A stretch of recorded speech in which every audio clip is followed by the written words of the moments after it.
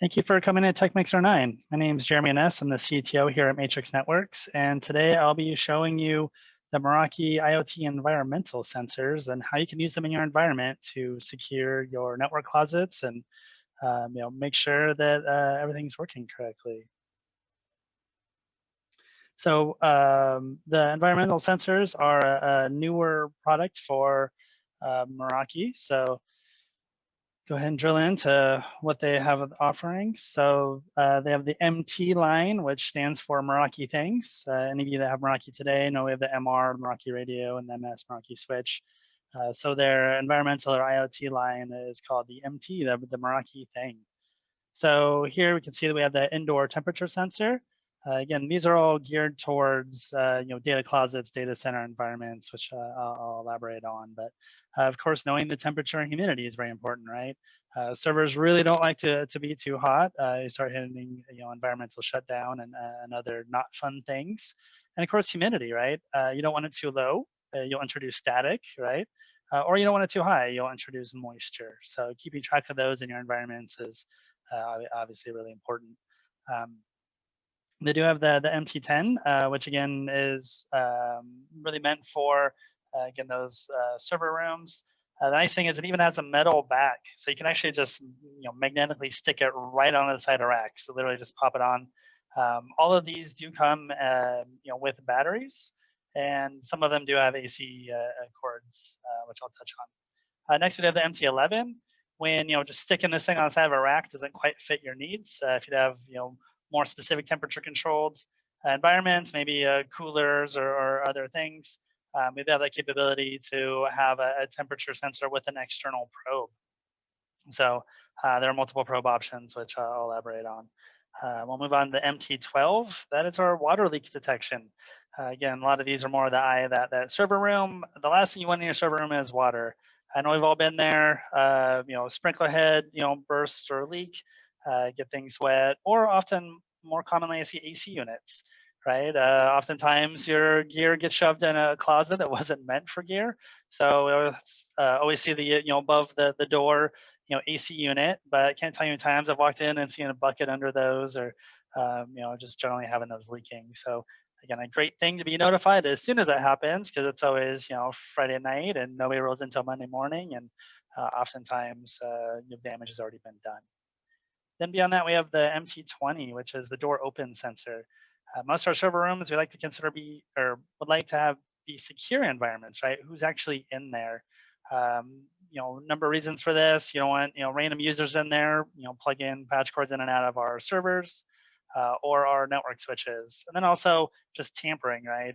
Again, you don't want to someone in trying to reboot a server and maybe do something physically malicious to it. So again, these are all kind of in the eye of securing that server room, with again the MT11 being a little more that special use case. So again, more colder environments being monitored. So we do have a few adapters to the sensors. Again, we have the AC adapter. Again, out of the box, these are all battery powered. Most of them, they do boast about a 5-year expected battery life. However, maybe that would be an inconvenience, and it'd be just easier in your environment to physically plug those in. The next two options we have here are additions for that MT11, the temperature sensor. So again, the MT10 just takes temperature as is. The 11 has a little bit of a tail, but then if you do want that longer tail.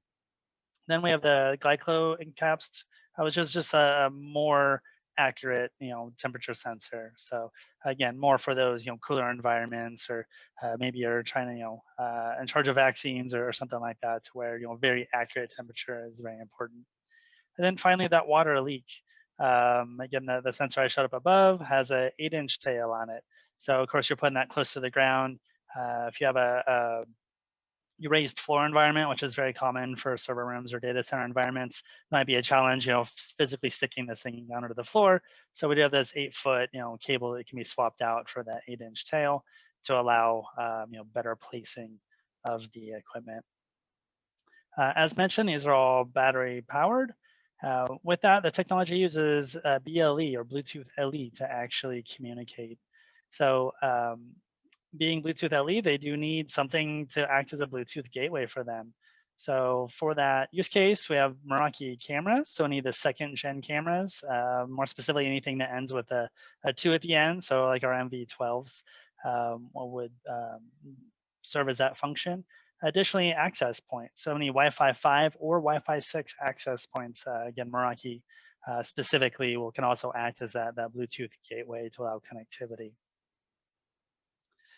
So should I show our server room? So anybody that's been to Matrix Networks before know that we're very proud of our glass palace here. So we do, display our server racks very proudly. As you can see, everything's, very neat and clean. Hopefully your server rooms are the same. So again, we do treat this as a secure environment and environmentally controlled. So, we have a dedicated AC on the roof to serve cool this room, and it's all under a lock and key. So again, a secure environment. Being under a lock and key, several of us do have keys as needed. So we do also keep a camera in there. So very conveniently, we had a camera, which again can act as that Bluetooth gateway, right? So again, anybody coming in and out of that server room, we're able to see. And then again, as I mentioned, any of those, second generation MV or the Meraki video can act as that gateway, which ours does. So our environment, we chose to go with the temperature humidity sensor and the open close sensor. So here's the environmental sensor overview page. So again, like all things Meraki, here across the top, we get a really great, visible, green, yellow, red in terms of the status of our sensors. Of course, both of ours are online. So I can drill down into the sensor. Again, you can give them a friendly name, and then you can see what type they are. So go ahead and drill down into the temperature sensor. So here again, we can see we have the MT12 and we have 99% battery, right? I said 5-year battery life, like, oh, Jeremy, is that really stretching it? We deployed this last year about this time, right? Using the notes field there, we really try and keep track of when we deploy things and where they physically are. So yes, we're still at 99% battery life even after 1 year. So who knows, we might get more than 5 years. So by default, we get the last date here. So on this temperature chart, we can see the red dotted line. That is where we have the alert set up. So we do try and keep our server room under 75 degrees. If it does go over that, many of us get an email about that, right? So, and we do not have a low set, right? We'll let a server room get as low as it possibly can. But again, there might be environments to where, hey, I put it in the office area and it might be a good indication the heat is out, right? So if it's 40 degrees, you might not have a whole lot of people wanting to show up to the office. Then again, humidity, you can see we have the high and the low at 70% and 20%. Again, I don't want condensation, but I don't want static electricity, right? So really nice to be able to keep track of that.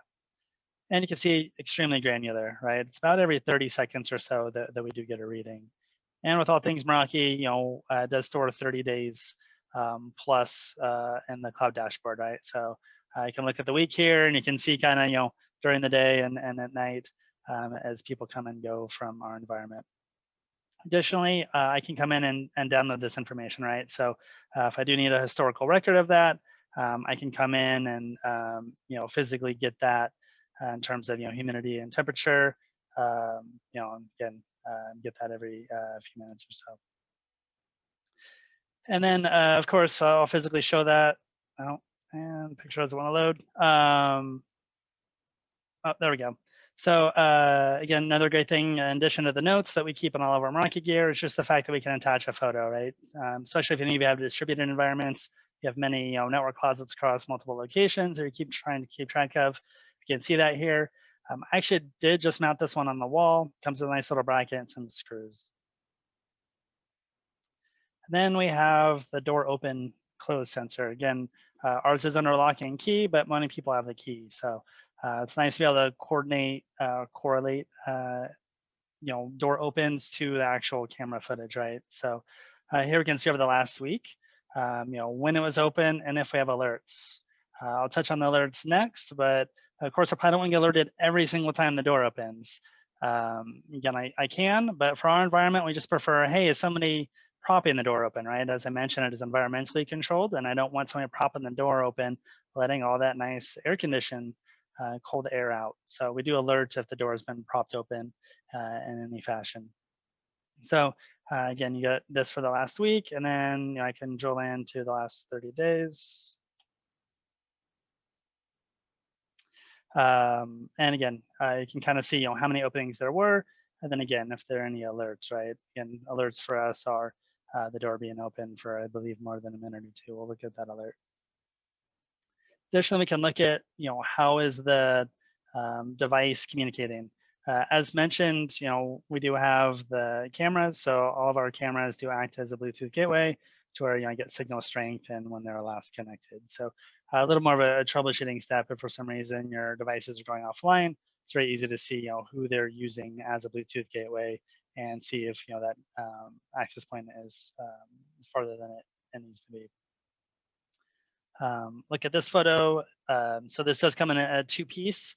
One piece goes on the door, one on the frame, and it's just magnetic, right? So when the door opens, it would open that magnetic lock, and from there, that's how we get those.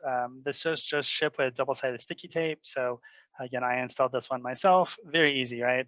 Just kind of line it up, stick, moved on with my day. So again, sensors are great. You can come in here and get all this great data, but any of you that have Meraki equipment know that the point isn't you living in the dashboard, right? The point is, yes, you can get granular detail in here, but really we want to get it alerted, right? Door open, close, or if we go over any of these thresholds. So if I come look at a new alert, right, I can schedule it. Again, maybe in your environment during the day, you could care less if the door is open, closed. It might be too noisy and not helpful information. Or maybe after hours, you want to get that. Again, same for water leak or temperature. So it's easy to kind of give times of day where you actually want to get alerted. And then again, the conditions, right? So again, temperature. Do I want that above or below? And do I want some kind of grace period? Right? Maybe when I hit 75 and it dips up down below, again, your inbox might fill with useless alerts. So we do have a grace period on most of these. Again, below, again, in a server environment, probably no one's going to alert on that. But again, these are obviously relevant for much more than the server room. So if you do have an office space, it's easy to alert on, hey, furnace died or whatever that might look like. Again, humidity, right? We get a percentage and then again, a grace period. Water, that's just an on or off, right? Generally when you're deploying these water detect sensors, it's not like, oh, hey, some water's okay and some isn't, right? Generally that's a true or false. So can alert or not. And then, a door open, right? So again, I can give some amount of time on that. And then who wants to get that? Right. So again, if you're a Meraki client, there's the network wide alerts. So just there's kind of default recipients for any alert on the network. But then you can also add specific people, right? Again, if you have branch locations, maybe you have a branch manager or facilities or somebody. So again, it makes a very targeted, profile to where you can apply the profile of the sensors of who should actually get that alert. Again, emails might not wake you up in the middle of the night, right? Here in the Pacific Northwest in February, we had a really bad ice storm that cut out power for a very large portion of the Northwest. Of course, we were included. We do have a generator here, which did turn on our servers, so we were up in terms of servers and internet and all that. However, our air conditioning is not on the generator, right? So about 3 a.m., we did get this alert, hey, server room's over 75. So our president, Kyle, was also on that and jumped in the car, rushed in the office, propped the door open, which we got an alert on because door open close sensor. Anyway, then we, portable air conditioning, which we were able to, kind of plug in the UPS power and get that going with fans and all that. So again, if we didn't get that alert though, by 6, 7 a.m., it might have been too late and good chance many of our piece of infrastructure were gone into thermal shutdown. So again, it's great having that temperature sensor deployed. However, if you're not Kyle and email doesn't wake you up in the middle of the night, of course we get you an SMS message, right? Oftentimes, text will grab your attention more than the deluge of emails that we generally get. And then webhooks, again, if you have developers or generic monitoring systems, you can feed this into maybe some existing network management infrastructure that you already have. That really wraps it up for the environmental sensors. Again, I hope the takeaways are, that there's a lot of different sensors for a lot of different environments. Again, as mentioned, mainly eyed towards the server room at this point, but have a lot of application outside of that. Again, they are Bluetooth LE using batteries as their primary power source, but many of them you can augment with an AC adapter if that makes more sense in your environment. Again, we do need some way for them to communicate to the dashboard, which is through a Bluetooth gateway, which again is provided by, again, Wi-Fi 5, Wi-Fi 6 access points. So if you have any MR33s, MR42s, or again, the newer 36s or 46s, again, those would act as those gateways. And then you stick them up in your environment and create your alert profiles and then set it and forget it. So thank you for watching this demonstration on the Meraki temperature IoT sensors, and I hope you have a great Tech Mixer 9.